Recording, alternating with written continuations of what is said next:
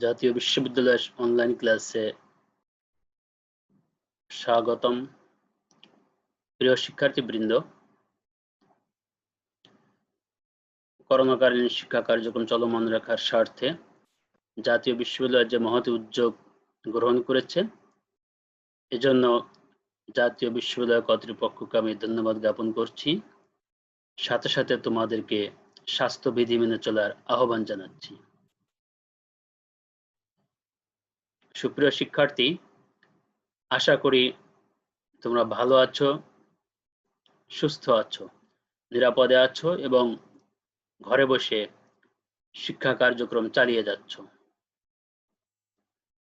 যারা ইসলামের ইতিহাস ও সংস্কৃতি বিষয়ে অধ্যয়ন করছো, বিশেষ করে বিএ অনার্স প্রথম বর্ষের শিক্ষার্থী যারা রয়েছে, তাদেরকে নিয়েই আমার এই আয়োজন। তোমাদের সঙ্গে আমার আজ পঞ্চম ক্লাস। আজকের ক্লাস উপস্থাপনায় রয়েছে আমি ডক্টর সৈয়দ হাদিউজ্জামান, সহকারী অধ্যাপক, ইসলামের ইতিহাস ও সংস্কৃতি বিভাগ, জাতীয় বিশ্ববিদ্যালয়। শিক্ষার্থীবৃন্দ, তোমাদের সঙ্গে আমি যে লেকচারটি আজ আলোচনা করব এবং যে কোর্সটি তোমাদেরকে পড়ানো হবে তার কোর্স কোড 211601।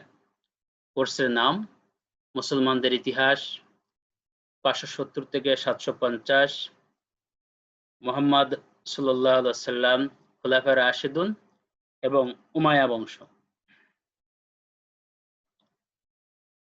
লেকচার নং 5, লেকচার শিরোনাম মক্কা বিজয়ের পটভূমি এবং এর ফলাফল।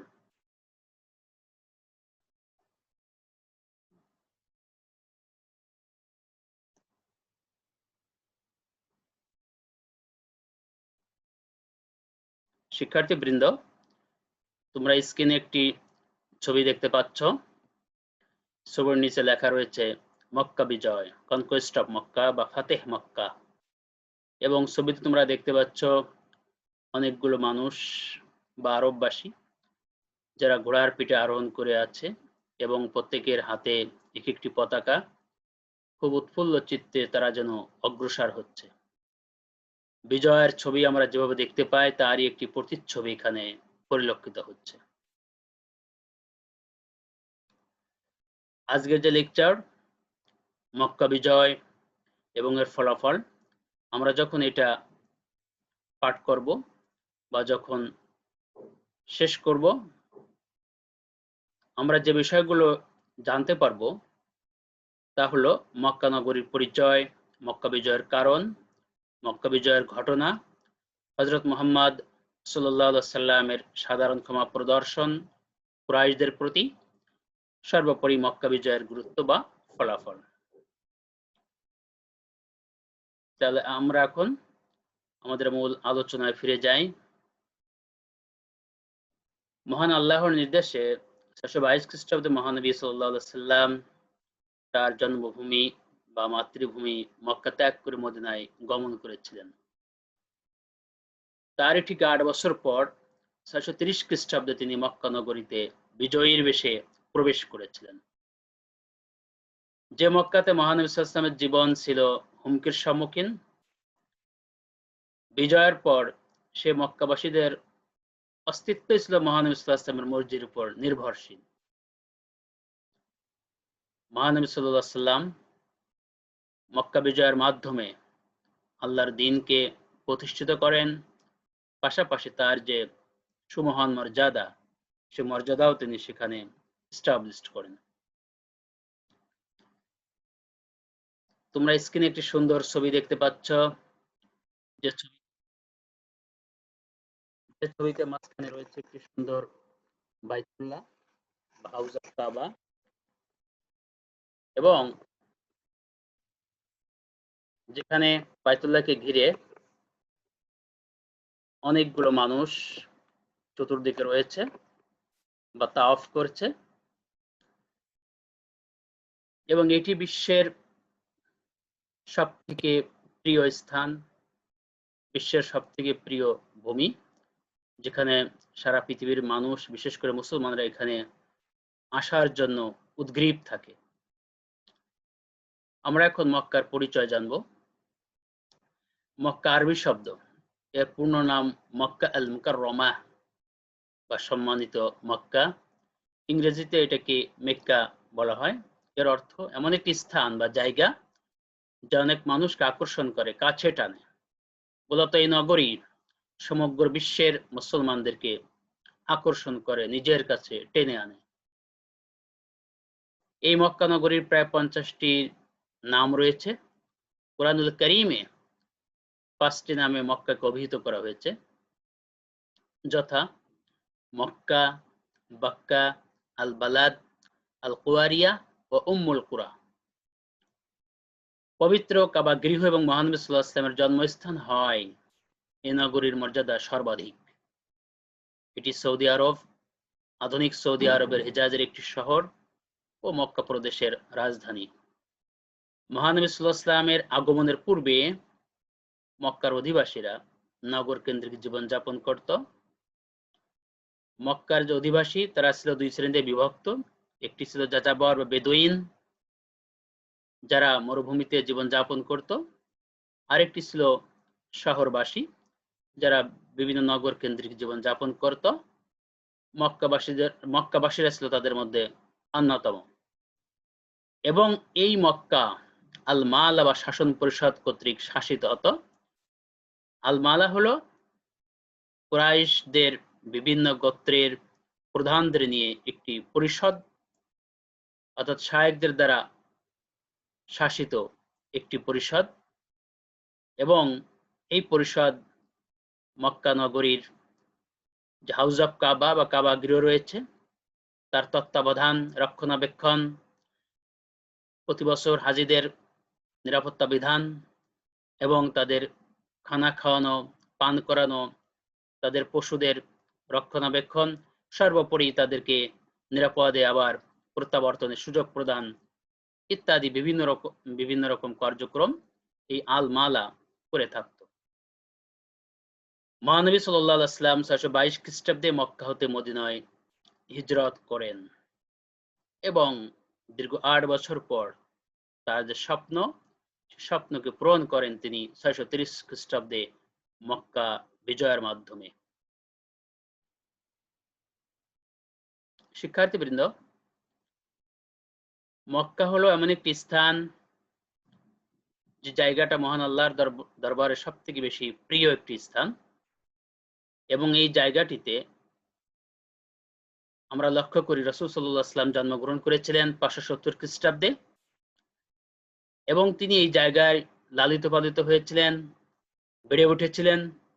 কিন্তু পরিস্থিতির কারণে আল্লাহ রাব্বুল আলামিনের নির্দেশক্রমে তার যে মূল যে কার্যক্রম, তার মিশন এবং ভিশনকে বাস্তবায়ন করার জন্য তাকে 250 মাইল দূরে উত্তর দিকে মদিনায় গিয়ে অবস্থান করতে হয়েছিল। এবং এই জায়গার প্রতি তার যে মায়া, যে মমতা, যে ভালোবাসা ছিল, এটা একটি চিরন্তন ইতিহাস। আল্লাহ রাসূল 622 খ্রিস্টাব্দে যখন তিনি রাতের আধারে তার প্রিয় ভূমি মক্কাকে ছেড়ে যখন তিনি সাওয়ার গুহার দিকে যাচ্ছিলেন, তখন বারবার করে তিনি মক্কার দিকে তাকাচ্ছিলেন। মদিনা যাওয়ার সময় মক্কার দিকে তাকাচ্ছিলেন এবং তিনি মক্কাকে উদ্দেশ্য করে বলছিলেন যে, হে মক্কা, আমি তোমারই সন্তান, কিন্তু তোমার সন্তানরা তোমার মাঝে আমাকে থাকতে দেয়নি বিধায় আমি মদিনার দিকে যাত্রা করছি, আমি আবার ফিরে আসবো তোমার মাঝে। আল্লাহ রাসূলের যে আকাঙ্ক্ষা, এটা দীর্ঘ 8 বছর পরে সত্যে পরিণত হয়েছিল মক্কা বিজয়ের মাধ্যমে। এবং এই মর্যাদাপূর্ণ জায়গা, সব থেকে বেশি শ্রেষ্ঠত্বপূর্ণ জায়গা হচ্ছে মক্কাতুল মুকাররমা। হযরত আব্দুল্লাহ ইবনে আদিকে বলতে শোনা যায়, রাসূল সাল্লাল্লাহু আলাইহি ওয়াসাল্লাম তিরমিজি শরীফের মধ্যে হাদিস এসেছে যে তিনি বলেছেন যে আল্লাহর রাসূল বলেছেন যে আল্লাহর কসম, সব থেকে শ্রেষ্ঠ জায়গায় তোমরা বসবাস করছো, তোমরা অবস্থান করছো। আমিও এই জায়গাতেই ছিলাম। যদি তোমরা বিতাড়িত না করতে আমাকে, তাহলে আমি তোমাদের মাঝেই থেকে যেতাম। আল্লাহ রাসূলের যে আকাঙ্ক্ষা, মনের যে কষ্ট আমরা এই হাদিসের মাধ্যমে উপলব্ধি করতে পারি। যা হোক, দীর্ঘ ৮ বছর পরে তিনি আবার মক্কায় ফিরে এসেছিলেন এবং তিনি আসার যে আগে তিনি যে মদিনা থেকে মক্কা আসবেন, এটা আল্লাহ রাব্বুল আলামিন তাকে স্বপ্নের মাধ্যমে জানিয়ে দিয়েছিলেন। সূরা ফাতার মধ্যে আল্লাহ রাব্বুল আলামিন ইরশাদ করেছেন, লাকাদ সাদাকাল্লাহু রাসূলাহু রুইয়া বিল হক লাতাদখুলুনাল মাসজিদাল হারাম ইনশাআল্লাহু আমিনিন। অবশ্যই আল্লাহ রাব্বুল আলামিন তার রাসূলকে তার স্বপ্নকে সত্যে পরিণত করেছেন এবং নিরাপদে নির্বিঘ্নে মসজিদুল হারাম, পবিত্র মসজিদে তিনি তাকে পৌঁছে দিয়েছেন বা আগমনের ব্যবস্থা করে দিয়েছেন।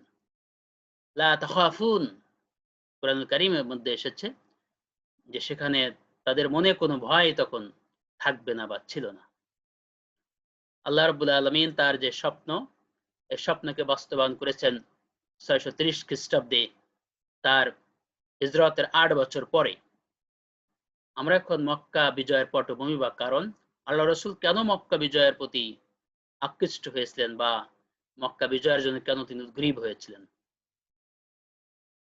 আমরা লক্ষ্য করি যে রাসূল ৬১০ সালে নবুয়ত লাভ করার পরে ৬২২ পর্যন্ত দীর্ঘ ১২ বছর মক্কাতে অবস্থান করেছিলেন এবং এই মক্কাতে তিনি ছিলেন নির্যাতিত নিষ্পেষিত মানুষ, যাকে দিন রাত সর্বদাই অত্যাচার নির্যাতন করা হতো, তারপরে কষ্ট দেওয়া হতো।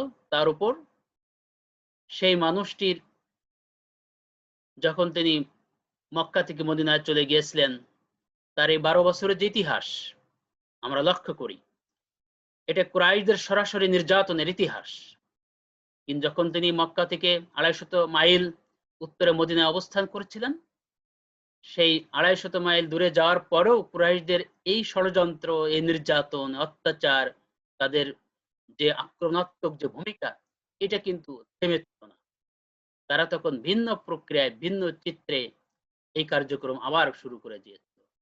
মদিনাতে বসবাসকৃত জিউস বা মুনাফিক গোষ্ঠী যারা ছিল, তাদের সঙ্গে তারা আতাত করেছিল এবং তাদের মাধ্যমেই তারা মদিনার বিরুদ্ধে যুদ্ধ ঘোষণা করেছিল। তারা মহানবী সাল্লাল্লাহু আলাইহি সাল্লাম এবং আমরা লক্ষ্য করি ইসলামের বিরুদ্ধে, মুসলমানদের বিরুদ্ধে তারা একাধিক যুদ্ধে অবতীর্ণ হয়েছিল। সুতরাং আমরা যে মক্কা বিজয় আমরা লক্ষ্য করি, এই মক্কা বিজয় ছিল ৬১০ থেকে ৬২২ খ্রিস্টাব্দ পর্যন্ত ১২ বছরের কুরাইশদের অত্যাচার, নির্যাতন এবং সরাসরি ষড়যন্ত্রের ফসল। আরেক দিকে ছিল ৬২২ থেকে ৬৩০ পর্যন্ত ৮ বছরের তাদের যুদ্ধংদেহী মনোভাব, তাদের দ্বন্দ্ব এবং যুদ্ধ এবং ইসলাম, মহানবী সাল্লাল্লাহু আলাইহি ওয়াসাল্লাম মুসলমানদেরকে ধ্বংস করার যে পায়তারা, তারই পটভূমি হলো মক্কা বিজয়। আমরা যদি মক্কা বিজয়ের পটভূমি উল্লেখ করার পূর্বে আমাদের একটি কানেক্টেড হিস্ট্রি, অর্থাৎ আমরা গত ক্লাসে তোমাদের সাথে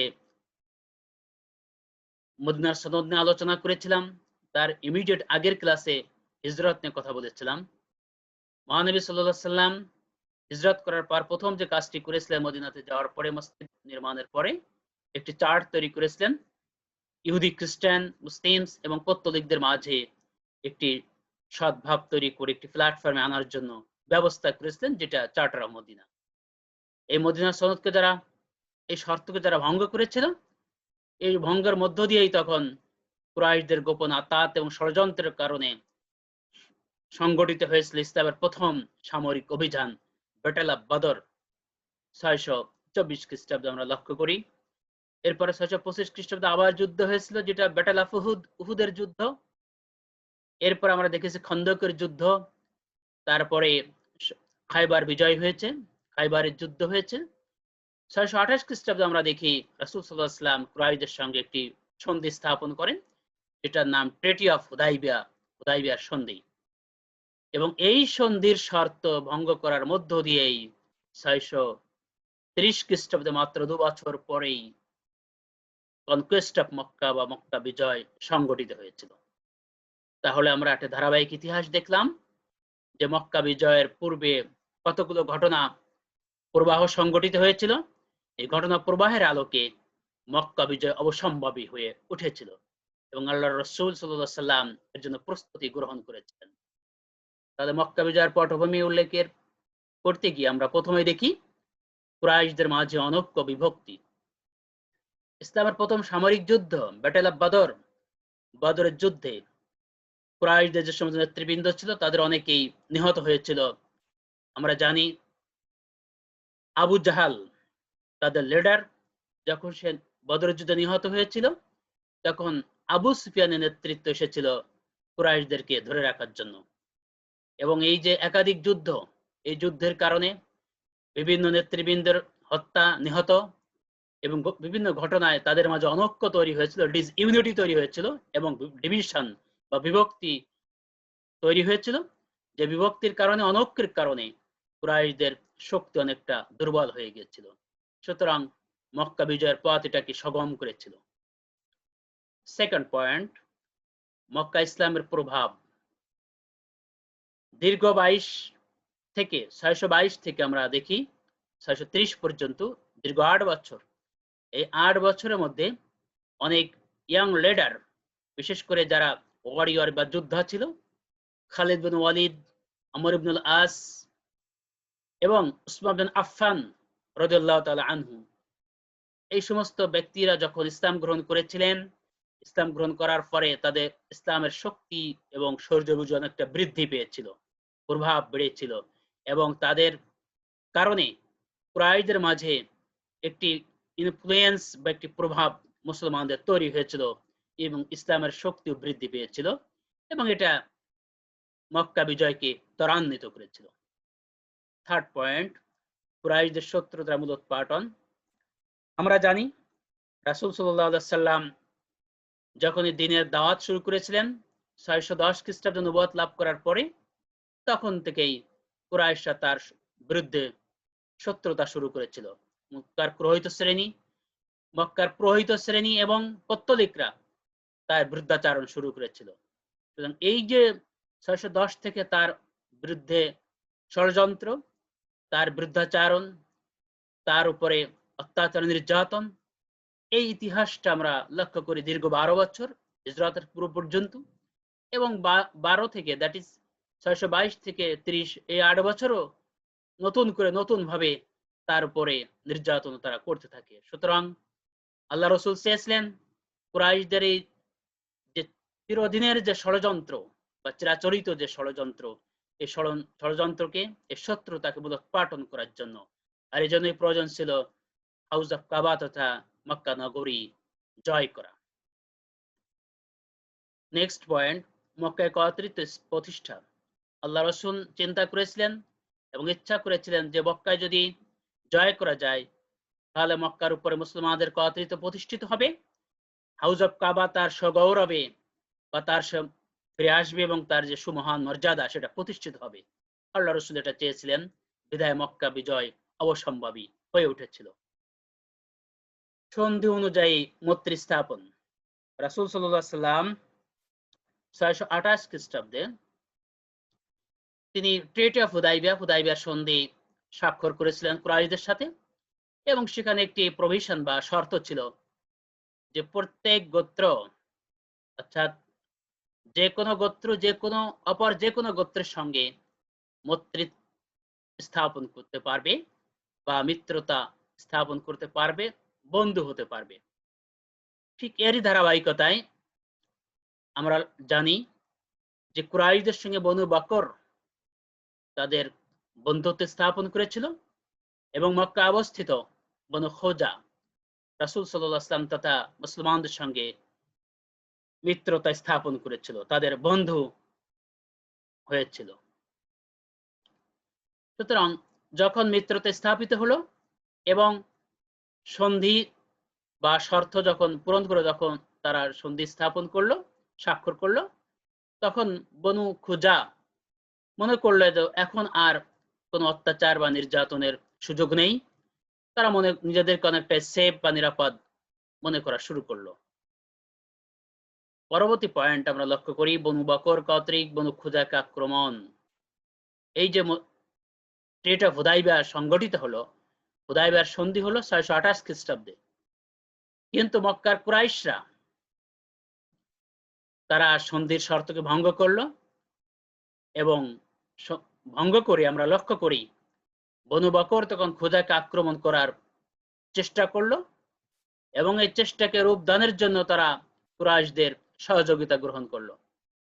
এবং কোন এক সময় আমরা লক্ষ্য করি যে বনু বকর বনু খুজাকে আক্রমণ করে এবং আক্রমণ করে কয়েকজনকে নিহত করে বা হত্যা করে। এবং কুরাইশদের মধ্য থেকে ইকরামা বিন আবু জাহল, সাফওয়ান বিন উমাইয়া, সুহাইল বিন আমর নামক কয়েকজন যোদ্ধা রাতের অন্ধকারে মুখোশ পরিধান করে বনু বকরের সাথে তারা বনু খুজার উপর আক্রমণ করে এবং বনু খুজা আক্রমণের ভয়ে যখন তারা কোনো আশ্রয়স্থল খুঁজে পায় না, তখন তারা বাধ্য হয়ে হাউজ অফ কাবা বা কাবা গৃহে আশ্রয় গ্রহণ করেছিল। কিন্তু নওফেল নামক এক ব্যক্তি তখন বনু বকরকে বলেছিল, যেটাই সুবর্ণ সুযোগ, এই সুযোগ হাতছাড়া করা কখনো উচিত হবে না, তোমরা তোমাদের কাজ চালিয়ে যাও। ফলে বনু বকর বনু খুজাকে মসজিদুল হারামের ভিতরে হত্যা করে এবং প্রায় 19 থেকে 20 জন নর এবং নারীকে তারা নিরাপরাধ ব্যক্তিকে হত্যা করেছিল। এইভাবেই আমরা লক্ষ্য করি যে বনু বকর বনু খুজাকে মসজিদে হারামের ভিতরে আক্রমণ করে এবং কুরাইশদের সহযোগিতা গ্রহণ করে এই হত্যাকাণ্ড তারা সংগঠিত করেছিল। বনু খুজা আল্লাহ রাসূল সাল্লাল্লাহু আলাইহি ওয়াসাল্লামের নিকট আবেদন করেছিল এবং এর প্রতিকার চেয়েছিল। রাসূল সাল্লাল্লাহু আলাইহি ওয়াসাল্লাম তখন বনু খুজার এই প্রতিকার প্রদানের লক্ষ্যে কুরাইশদের নিকট দূত প্রেরণ করেছিলেন এবং সেই দূত প্রেরণ করার পরে দেখা গিয়েছিল আল্লাহ রাসূল তাদের জন্য 3টা অপশন পাঠিয়েছিলেন। প্রথম অপশন বা শর্ত হলো, বনু খুজাকে যে তোমরা হত্যা করেছ তাদের প্রত্যেকের জন্য দিওয়াত বা ব্লাড মানি, রক্তমূল্য পরিশোধ করতে হবে, নাম্বার 1। নাম্বার 2, বনু বকরদের সঙ্গে কুরাইশদের সকল প্রকার সম্পর্ক ছিন্ন করতে হবে, কোনো বন্ধুত্ব স্থাপন করা যাবে না, তাদেরকে কোনো সহযোগিতা করা যাবে না। নাম্বার 3, যদি উপরোক্ত দুটি শর্ত তোমরা না মানো তাহলে ঘোষণা করো যে হুদায়বিয়ার সন্ধি তোমরা ভঙ্গ করেছো। কুরাইশরা 3টি শর্তকে দেখে তখন কুরতা বিন ওমর তাদের পক্ষ থেকে থার্ড যে শর্ত বা থার্ড অপশন এটাকে অ্যাকসেপ্ট করলো, অর্থাৎ তারা ঘোষণা করলো যে হুদায়বিয়ার সন্ধি তারা ভঙ্গ করেছে। এ খবর নিয়ে দূত মক্কা থেকে মদিনায় গিয়ে আল্লাহ রাসূলের কাছে জানালেন। জানানোর পরে আল্লাহ রাসূল সাল্লাল্লাহু আলাইহি ওয়াসাল্লাম কুরাইশদের যে চিরাচরিত অভ্যাস, তাদের যে স্বভাব, এটা তিনি উপলব্ধি করতে পারলেন এবং তিনি সংগোপনে মক্কা বিজয়ের প্রস্তুতি গ্রহণ করলেন। পরবর্তী পয়েন্ট আমরা লক্ষ্য করি হেরেম শরীফের মর্যাদা ক্ষুণ্ণ। আল্লাহ রাসূল সাল্লাল্লাহু আলাইহি ওয়াসাল্লাম অর্থাৎ তিনি যে শর্ত দিয়েছিলেন এবং সে শর্তকে তারা ভঙ্গ করেছে এবং বনু খুজাকে হেরেম শরীফের মাঝে আশ্রয় গ্রহণ করার পরেও সেই হেরেমের মাঝে তারা তাদেরকে হত্যা করেছে। সুতরাং মসজিদুল হারামের যে মর্যাদা সেটা তারা ক্ষুণ্ণ করেছে। আল্লাহ রাসূল এই মসজিদে হারামের মর্যাদাকে অক্ষুণ্ণ রাখার জন্য তিনি মক্কা বিজয়কে ত্বরান্বিত করেছিলেন এবং মক্কা বিজয়টা অবশ্যম্ভাবী হয়ে উঠেছিল। দূত প্রেরণ, যখন মুসলমানদের দূত যখন মক্কা থেকে মদিনায় ফিরে গিয়েছিল, যাওয়ার পরে ইতোমধ্যে কুরাইশদের টনক নড়েছিল। তারা চিন্তা করেছিল যে আমরা যেহেতু হুদায়বিয়ার সন্ধির শর্ত ভঙ্গ করেছি, এটা যখন মুহাম্মদ সাল্লাল্লাহু আলাইহি ওয়াসাল্লাম জানতে পেরেছেন, সুতরাং কোন এক সময় মদিনাবাসী হয়তো আমাদের উপরে আক্রমণ করবে। এই ভয়ে তারা তখন তটস্থ হয়ে তাদের নেতা কুরাইশ সর্দার আবু সুফিয়ানকে মদিনায় প্রেরণ করেছিল। আবু সুফিয়ান যে আল্লাহ রাসূল সাল্লাল্লাহু আলাইহি ওয়াসাল্লামের নিকট যে বলল যে আমরা হুদায়বিয়ার যে সন্ধি এটাকে প্রলম্বিত করতে চাই, এটাকে রিনিউ করতে চাই, আমরা আরো বাড়াতে চাই। আল্লাহ রাসূল কোনো কথা বললেন না। তখন সে হযরত আবু বকরের নিকট গেল, হযরত ওমরের নিকট গেল, উভয়ই কোনো সদুত্তর প্রদান করলেন না। এরপর তখন সে হযরত আলীর নিকট গেল। আলীর নিকট যাওয়ার পরে সে মসজিদে মুনাওয়ারা, দ্যাট ইজ নবী সাল্লাল্লাহু আলাইহি ওয়াসাল্লামের যে মসজিদ, সেখানে গিয়ে ঘোষণা করলো জোরে যে আমরা হুদায়বিয়ার সন্ধির শর্তকে মেনে নিচ্ছি এবং এইটাকে আরো বেশি প্রলম্বিত করছি। এটা ঘোষণা করেই সে মদিনা থেকে কোনো সদুত্তর ছাড়াই বা কোনো কিছু না পেয়েই মক্কাতে ফিরে আসলো। মক্কায় ফিরে আসার পরে তার গোত্রের লোকেরা, কুরাইশরা যখন তাকে প্রশ্ন করলো যে কি খবর, তখন সে কোনো সদুত্তর প্রদান করতে পারলো না। এবং মক্কাবাসী তখন বুঝতে পারলো যে আমরা না নিরাপত্তার মধ্যে, না শর্তকে প্রলম্বিত করতে পারছি শর্তের মধ্যে। সুতরাং যে কোনো মুহূর্তে মদিনাবাসী বা মুসলমানরা মক্কার উপর আক্রমণ করতে পারে, এরকম একটি অবস্থার মধ্যে তখন তারা দিনাতিপাত করতে শুরু করলো। সর্বশেষ পয়েন্ট আমরা লক্ষ্য করি, কুরাইশ কর্তৃক হুদায়বিয়ার সন্ধির শর্ত ভঙ্গ। তাই তো ইতোমধ্যে আমি বলে দিয়েছি তোমাদেরকে যে কুরাইশরা সন্ধির শর্তকে ভঙ্গ করেছে। সুতরাং এই সন্ধির শর্ত ভঙ্গ করার মধ্য দিয়েই তারা এখন মুসলমানদের চিরশত্রু আগেও ছিল, এখন আবার সে শত্রুতে পরিণত হলো। সুতরাং তাদের উপর আক্রমণ করা মুসলমানদের জন্য অনেকটা এখন সহজ হয়ে গেল।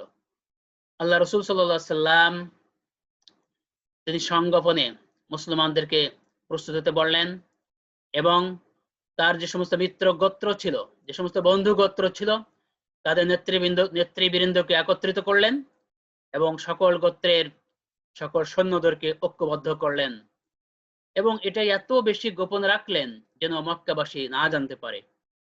এবং ইতোমধ্যে আমরা অনেক ঘটনা লক্ষ্য করি মক্কা বিজয়ের।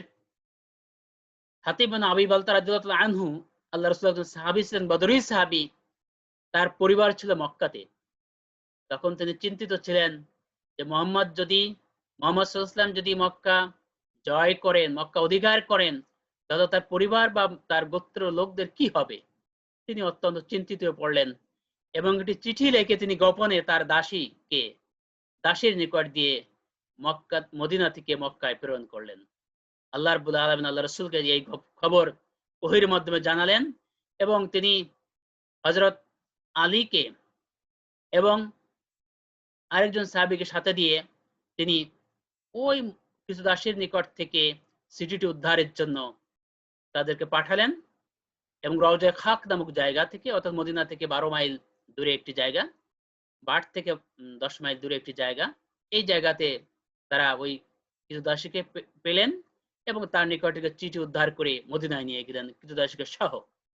আল্লাহ রাসূল হাতিব বিন আবি বালতাকে ডাকলেন মদিনার মসজিদে, তার কাছে জিজ্ঞাসা করলেন। তখন সে তার মূল মনের যে কথাটি বলে দিলেন, ইয়া রাসূলুল্লাহ, আমার তো পরিবার পরিজন কেউ এখানে নেই, সবাই মক্কায় রয়েছে। আমি তাদের সহানুভূতি পাওয়ার জন্য, অর্থাৎ আমার গোত্রের লোকদের তাদের মাধ্যমে আমি চিঠি পাঠিয়েছিলাম। হযরত ওমর তাকে মুনাফিক হিসেবে আখ্যায়িত করলেন এবং তাকে হত্যা করার জন্য অনুমতি চাইলেন আল্লাহ রাসূলের নিকট। আল্লাহ রাসূল কোনো অনুমতি দিলেন না। তিনি বললেন, হে ওমর, হাতিব বিন আবি বালতা বদরী সাহাবী, তার মনের কথাটি সে বলে দিয়েছে, সুতরাং আমি তাকে ক্ষমা করে দিয়েছি এবং আল্লাহ রাব্বুল আলামিন ওহীর মাধ্যমে এই কথাটি আমাকে জানিয়েছেন। যা হোক, আল্লাহ রাসূল সাল্লাল্লাহু আলাইহি ওয়াসাল্লাম যখন প্রস্তুতি গ্রহণ করলেন, তখন ছিল রমজান মাস, মাহে রমজানের 10 তারিখ। এই 10ম রমজানে সকল সাহাবীদেরকে ঐক্যবদ্ধ করে প্রায় 10,000 বা তার থেকে বেশি সাহাবীকে ঐক্যবদ্ধ করে আল্লাহ রাসূল মদিনা থেকে মক্কা বিজয়ের জন্য যাত্রা করলেন এবং এই যাত্রা করে তিনি সকলকে স্ব-স্বভাবে আলাদা আলাদা গোত্রে বিভক্ত করে তিনি তাদের যুদ্ধাস্ত্র সহ পশুর উপর আরোহণ করে সবাইকে শৌর্য-বীর্য প্রদর্শনের মধ্য দিয়ে মক্কায় উপস্থিত হওয়ার নির্দেশ প্রদান করলেন। আল্লাহ রাসূল মদিনা থেকে মক্কায় এসে মক্কার অনতি দূরে তিনি তাঁবু স্থাপন করলেন।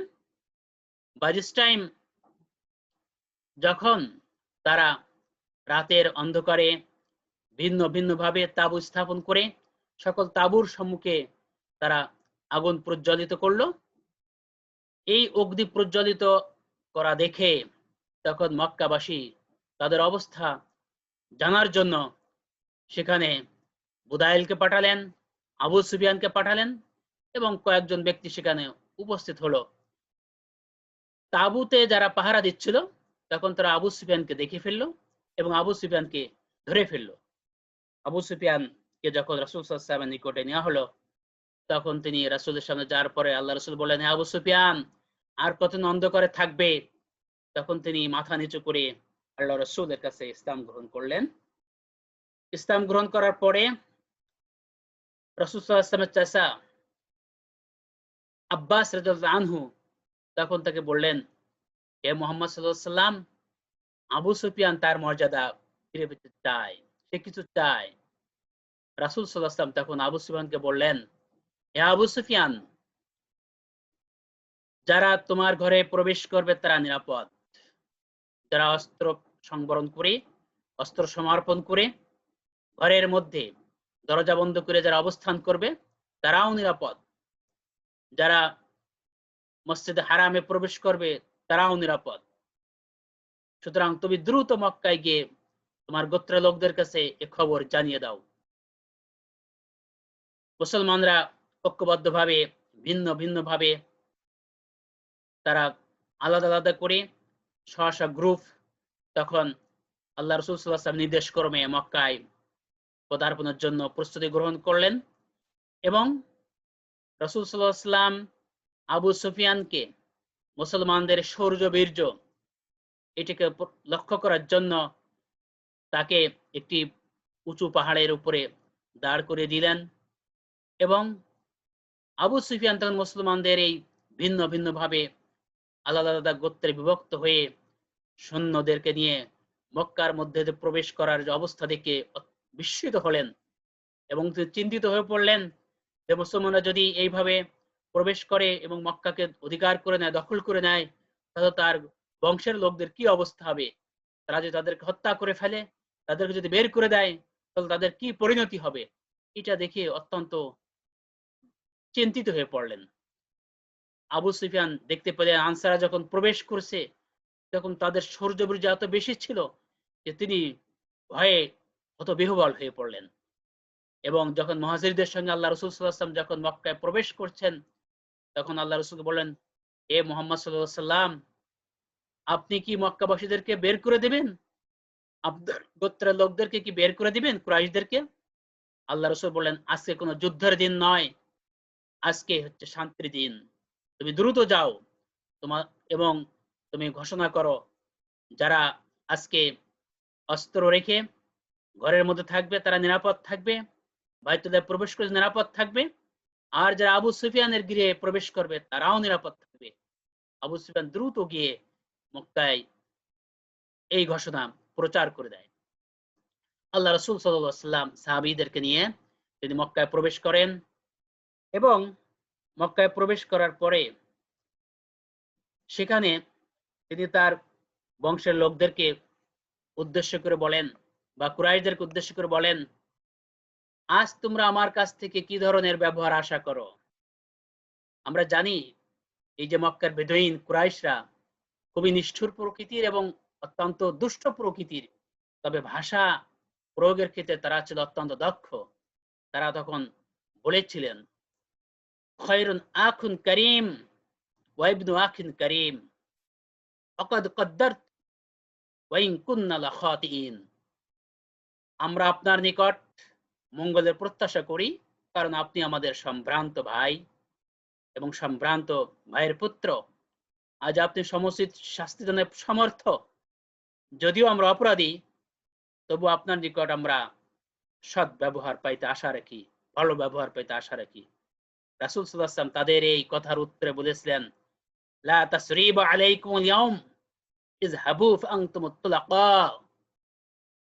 আজ তোমাদের প্রতি কোনো অভিযোগ আমার নেই, যাও, তোমাদেরকে মুক্ত করে দিলাম, তোমরা স্বাধীন।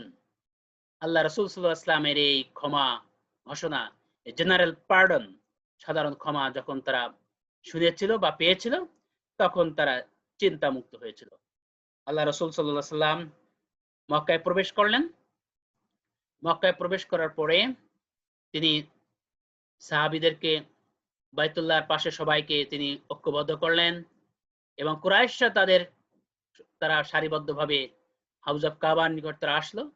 রাসূল সাল্লাল্লাহু আলাইহি সাল্লাম উসমান বিন তালহাকে ডাকলেন, যেহেতু মক্কার চাবি তার নিকট ছিল। চাবিটি গ্রহণ করলেন এবং বাইতুল্লাহর দরজা খুলে ভিতরে প্রবেশ করলেন। হযরত ওমরকে নিলেন এবং সেখানে তিনি প্রবেশ করার পর দেখতে পেলেন অনেকগুলো মূর্তি সেখানে, প্রায় 360টি মূর্তি সেখানে রয়েছে। তিনি লক্ষ্য করলেন হযরত ইব্রাহিম আলাইহিসসালাম, হযরত ইসমাইল আলাইহিসসালাম এর ছবি সেখানে বাইতুল্লাহর গাত্রে অঙ্কিত রয়েছে। হযরত মারিয়াম তার ছবি, হযরত ঈসা আলাইহিস সালামের ছবি সেখানে অর্থাৎ বাইতুল্লাহর গায়ে অঙ্কিত রয়েছে। তিনি এগুলোকে মুছে ফেলতে নির্দেশ দিলেন। হযরত ওমর এগুলো মুছে ফেললেন এবং তিনি তার হাতের যে লাঠিটি ছিল, এই লাঠিটি দিয়ে তিনি বিভিন্ন মূর্তি বা ডিসের প্রতি অর্থাৎ যখন তিনি টাচ করলেন, এগুলো তখন উবুড় হয়ে পড়ে গেল। তিনি সমস্ত মূর্তিগুলোকে বাইতুল্লাহর ঘর থেকে তিনি বের করে দিলেন, পরিষ্কার করে ফেললেন এবং যখন তিনি মূর্তিগুলোর প্রতি টাচ করছিলেন, তখন তিনি উচ্চারণ করলেন কোরআনিক ভার্স, বিসমিল্লাহির রহমানির রহিম, জাল হাক্কু ওয়া যাহাকাল বাতিল ইন্নাল বাতিলা কানা যাহুকা। সত্য এসে গেছে, মিথ্যা অপসৃত হয়েছে, আর মিথ্যা চিরদিনই অপসৃত হবে। আল্লাহ রাসূল সাল্লাল্লাহু আলাইহি সাল্লাম এই আয়াত পাঠ করছিলেন এবং মূর্তিগুলোকে তিনি ঘরের মধ্যে থেকে তিনি হাউজ অফ কাবা থেকে বের করে দিচ্ছিলেন। এইভাবেই মক্কার যে মধ্যে অবস্থিত বাইতুল্লাহ, রাসূল সাল্লাল্লাহু আলাইহি সাল্লামের যে প্রিয় যে স্থান, সেই জায়গা থেকে এই মূর্তিগুলোকে বের করে দেওয়া হয় এবং বাইতুল্লাহকে পরিষ্কার করা হয়। হযরত বিলালকে আজান দেওয়ার কথা বলা হয়। তিনি উচ্চস্বরে আজান প্রদান করলেন মক্কার অর্থাৎ সেই হাউজ অফ কাবার ছাদের উপর দাঁড়িয়ে। মুসলমানরা অনাবিল শান্তিতে নামাজ আদায় করেন। আল্লাহ রাসূল সাল্লাল্লাহু আলাইহি সাল্লাম নামাজ আদায় করার পরে তিনি কুরাইশদের উদ্দেশ্যে ভাষণ দিয়েছিলেন। সেই ভাষণও ছিল ওয়াহদানিয়াতের প্রতি আহ্বান, আল্লাহর একত্ববাদের প্রতি। আল্লাহ একক, সুতরাং তোমরা এতদিন ভুলের মধ্যে ছিলে, এখন আল্লাহর পথে তোমরা শরীক হও। এবং রাসূল সাল্লাল্লাহু আলাইহি ওয়াসাল্লাম প্রায় 19 দিন মক্কাতে অবস্থান করেছিলেন, আল্লাহর ঘরকে তাওয়াফ করেছিলেন এবং দলে দলে সেই সময় মুসলমানরা অর্থাৎ মুসলমানদের সাথে অন্যরা শামিল হয়েছিল এবং বেদুইনদের মধ্য থেকে অনেক লোক ইসলামের প্রতি আকৃষ্ট হয়েছিল। শিক্ষার্থীবৃন্দ, আমরা এতক্ষণ মক্কা বিজয়ের পটভূমি এবং মক্কা বিজয়ের সংক্ষিপ্ত আকারে আমরা জানলাম এবং শুনলাম। এখন মক্কা বিজয়ের ফলাফল আমরা দেখব। ইসলামের বিজয়, আমরা দেখতে পাচ্ছি বিজয় ছিল ইসলামের বিজয়। এ বিজয় ছিল সত্যের বিজয়, মিথ্যার উপরে সত্যের বিজয়, অনৈতিকতার উপরে নৈতিকতার বিজয়। সুতরাং বিজয়ের মধ্য দিয়ে বা মক্কা বিজয়ের মধ্য দিয়ে মূলত ইসলামের বিজয় সংগঠিত হয়েছিল, এটা আমরা বলতে পারি। নির্বিঘ্নে ইসলাম প্রচার, আল্লাহ রাসূল সাল্লাল্লাহু আলাইহি সাল্লাম যেখানে গোপনে ইসলামের দাওয়াত দিতেন, সেই 610 খ্রিস্টাব্দের পরে আজকে ইসলাম তিনি প্রকাশ্যে প্রচার করছেন এবং প্রকাশ্যে ইসলামের দাওয়াত দিচ্ছেন কুরাইশদেরকে। আজ তারা মাথা উঁচু করে নয়, বরং মাথা নিচু করে আল্লাহ রাসূলের কাছে এসে তারা ইসলামকে গ্রহণ করছে, আলিঙ্গন করছে। রক্তপাতহীন বিজয়, পৃথিবীর ইতিহাসকে যদি আমরা পর্যালোচনা করে দেখতে পাই, সেই Napoleon Bonaparte, Alexander the great, যত বিজয়ী বীররা বিভিন্ন দেশ যখন জয় করেছে, সেখানে রক্তের বন্যা বইয়ে দিয়েছে এবং শত শত মানুষকে তারা হত্যা করেছে। আল্লাহ রাসূল সাল্লাল্লাহু আলাইহি সাল্লাম যেখানে মক্কাবাসীরা তাকে হত্যা করার জন্য ষড়যন্ত্র করেছিল, তাকে তার ভূমি থেকে বের করে দিয়েছিল, সেই মানুষদের প্রতি তিনি সাধারণ ক্ষমা ঘোষণা করলেন, কোন রকম কোন রক্তপাত তিনি করলেন না। সুতরাং এই বিজয় ছিল রক্তপাতহীন বিজয়, এই বিজয় ছিল উদারতার বিজয়। হজ উমরা পালন, মক্কা বিজয়ের পর রাসূল সাল্লাল্লাহু আলাইহি ওয়াসাল্লাম অর্থাৎ তিনি কাবা ঘর প্রদক্ষিণ করলেন এবং হজ আদায় করেন এবং উমরা পালন করেন এবং তিনি 630 এর পর থেকে আর যে 2টি বছর 632 সাল পর্যন্ত তিনি পৃথিবীতে বেঁচে ছিলেন এবং এই বেঁচে থাকাকালীন সময় তিনি নির্বিঘ্নে হজ উমরা পালন করেছিলেন। উদারতা ক্ষমার বিজয়। রাসূল সাল্লাল্লাহু আলাইহি ওয়াসাল্লাম ঘোষণা করেছিলেন, তোমাদের কোনো চিন্তা নেই, তোমাদের প্রতি কোনো অভিযোগ নেই। তার এই উদারতা, এই ক্ষমা পৃথিবীর ইতিহাসে অনন্য দৃষ্টান্ত স্থাপন করেছে, যেটাকে আমরা কখনো অন্য কোথাও লক্ষ্য করি না। সুতরাং এই বিজয় ছিল উদারতার বিজয়, এ বিজয় ছিল ক্ষমার বিজয়। সমগ্র আরবে ইসলামের কর্তৃত্ব স্থাপন। রাসূল সাল্লাল্লাহু আলাইহি ওয়াসাল্লাম মক্কা বিজয়ের মাধ্যমে তিনি মদিনা থেকে মক্কা সমগ্র আরবের উপরে তার কর্তৃত্ব স্থাপিত হলো, অর্থাৎ ইসলামের যে শক্তি সমুন্নত হলো। রাজনৈতিক বিজয় আমরা যদি লক্ষ্য করি, রাসূল সাল্লাল্লাহু আলাইহি ওয়াসাল্লাম যে ছিলেন একজন পলিটিক্যাল পার্সন, রাজনৈতিক ব্যক্তিত্ব, মদিনা তিনি রাষ্ট্রের বা কল্যাণকর রাষ্ট্রের প্রেসিডেন্ট। সুতরাং সে রাজনৈতিক যে বিজয়, এটা তিনি মক্কা বিজয়ের মধ্য দিয়ে সম্পূর্ণ করলেন। নব উদ্যমে মুসলমানদের তৎপরতা শুরু। মুসলমানরা এখন থেকে মক্কার মদিনায় একই হয়ে গেল।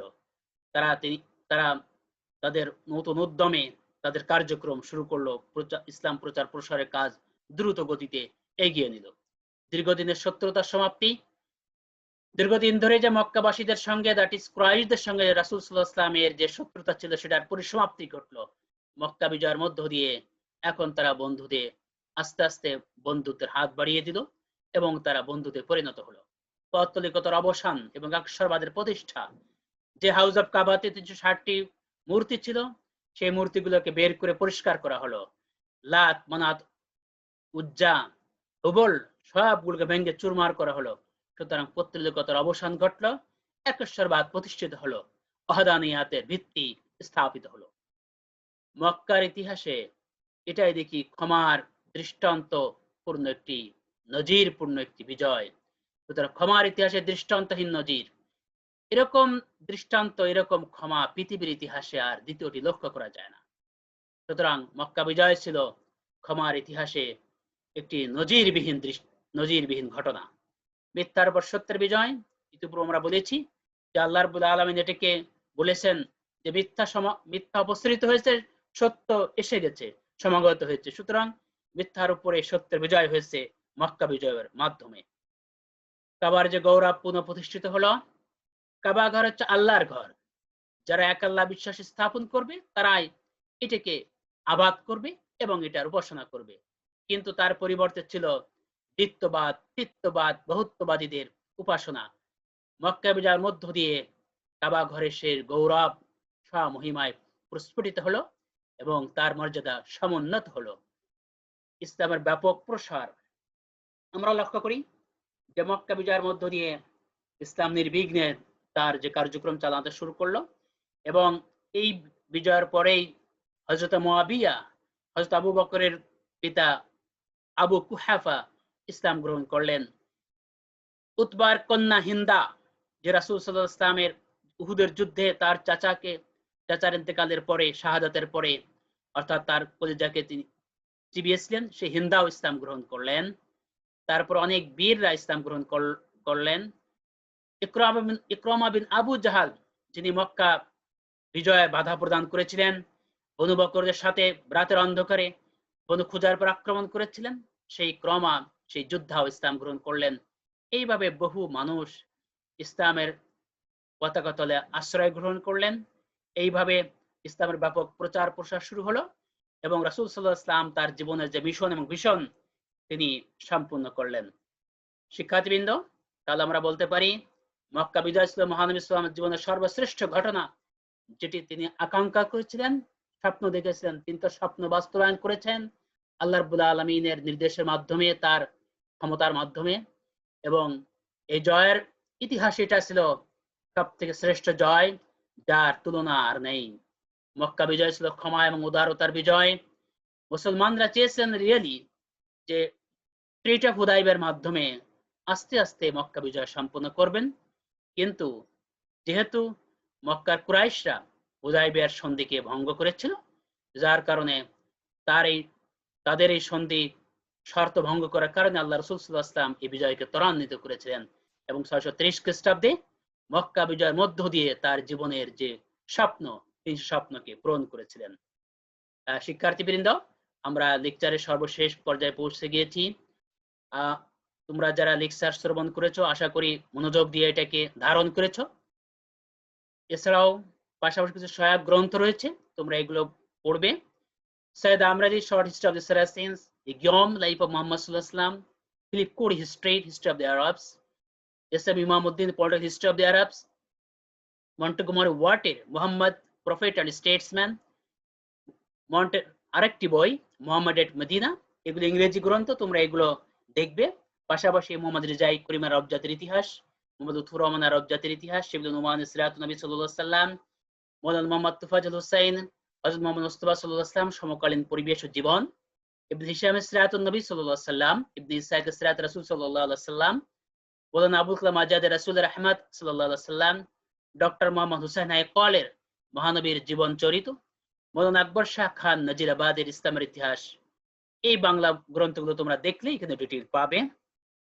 তোমরা ভালো করে পড়াশোনা করবে, নিরাপদে থাকবে, স্বাস্থ্যবিধি মেনে চলবে এবং লেকচারটি মনোযোগ দিয়ে দেখবে এবং হৃদয়ে ধারণ করার চেষ্টা করবে। আমরা আমাদের ক্লাসের সর্বশেষ পর্যায়ে পৌঁছে গিয়েছি। আমরা আগামীতে তোমাদের সাথে আরেকটি নতুন বিষয় নিয়ে আবার একত্রিত হব, সেই আশাবাদ ব্যক্ত করি আজকের মতো এখানে শেষ করছি। Thanks to everybody. Allah Hafiz.